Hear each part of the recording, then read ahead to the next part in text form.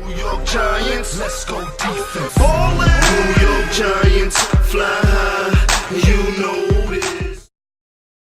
Hi, and welcome to the Colorado G-Men Show. Today we're going to preview the upcoming game against the Carolina Panthers. The Giants will travel to Bank of America Stadium in Charlotte, North Carolina on Sunday, October 7th at 11 a.m. Mountain Standard Time. The Giants are reeling from a demoralizing reminder that 2018 may be thought of as a rebuilding year. They are a touchdown underdogs as they travel to Carolina. The Panthers have one of the best offensive lines in the NFL, while the Giants have one of the worst.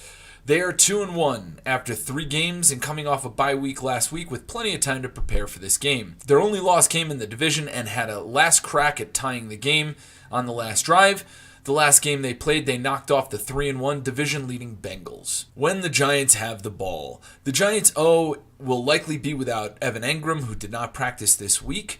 Our O-line project, which is undrafted free agent Chad Wheeler, and rookie second-round draft pick Will Hernandez have been making improvements each week. In fact, per Pro Football Focus, Will Hernandez is our best offensive lineman, better than Sleepy Sauter, our highly paid veteran. I'm going to give Wheeler a pass on his performance on an island against J.J. Watt in the first game of the season. His Pro Football Focus grade for last week, which was his only week other than that, was higher than Omame's has been for the entire season.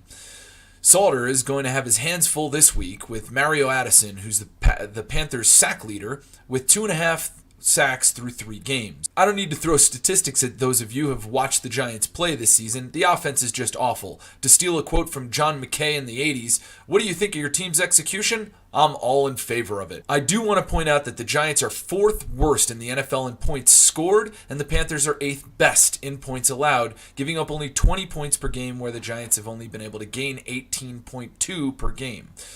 Going by points per game last week didn't work out too well, so we can only hope. The Panthers are a middle-of-the-road defensive team overall. So when the Giants are on D, the D is banged up. Snacks was limited in practice all week, so expect to see limited snap counts for him.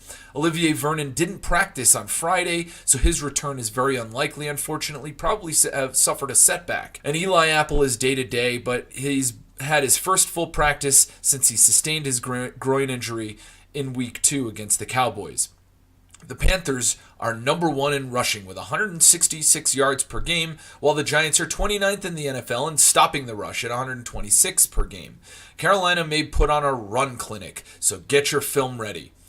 The players to watch are Cam Newton, running back Christian McCaffrey, and wide receiver Devin Funchess. We've played Cam enough to know that he's an elusive quarterback in the pocket. Unless OV actually does return, the Giants really need a GPS to find even much slower quarterbacks in the backfield. The Giants, who have assembled only 5 sacks today, which is 29th in the league, and that includes 2 teams who have had bye weeks, so obviously they couldn't amass sacks over those two weeks, and they're still 29th in the league. The Giants will need to stop Cam Newton, who has the most rushing yards per game out of any other quarterback in the NFL, and is 27th player in all of the NFL, including running backs, with over 45 yards per game. The Giants have also been looking downright silly against the read option. So bad, in fact, they gave a read-up option touchdown to the Saints, which brings me to McCaffrey. Carolina's offense runs through him. He's the second highest rushing yards per game in the NFL behind Zeke with 90.3. He can catch out of the backfield too, tied for 15th most receptions of any player in the NFL, including wide receivers, with 22. He is targeted by Cam more than any wide receiver on the team and has 23 completions. For comparison, Funchess is the next with 15. He also has moves and can find the seam in the D. He also has power and can finish a run. What I'm really seeing from the Panthers' highly effective running game is exceptional, perhaps excessive, use of the read option.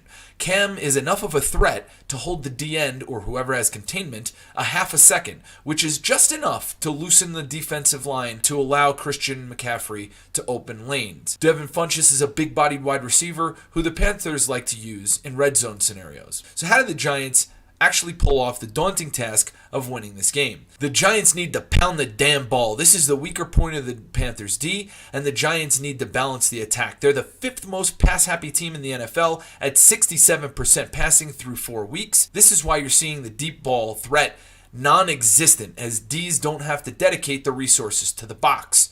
The other key is run on Poe. Over 21% of the rushing yards have been given up this season were on his side. I'm going to back off the efficiency thing. Forget about third down conversions. The Giants are 7th in the NFL on third down conversions. More important, to establish the run. If we commit to Saquon carrying the ball 20 plus times per game, Odell Beckham will have a touchdown.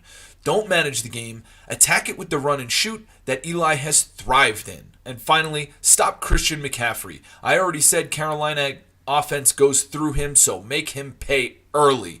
It goes without saying, suppress the read option to stop Christian McCaffrey more so than Cam. Thank you everyone for watching the Colorado G-Men show. We'll see you at the Tavern in Platt Park in Denver, the Lazy Dog in Boulder, and Good Company Bar in Colorado Springs. We'll be watching every game at all those locations. And don't forget to subscribe. Go Giants!